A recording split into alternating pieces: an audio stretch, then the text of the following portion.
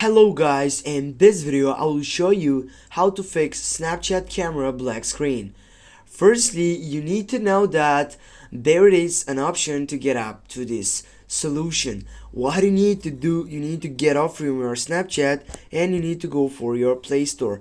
Then you need to open up the Snapchat section and you need to make sure that you have the latest version of Snapchat. If you have the chance to update, in which will be related on your right side, in which is right now open, you need to get up and then you need to update it and get the latest version of Snapchat. But if you have the latest version of Snapchat and you still have this problem, you need to go to uninstall the application and then you need to get up and download it again.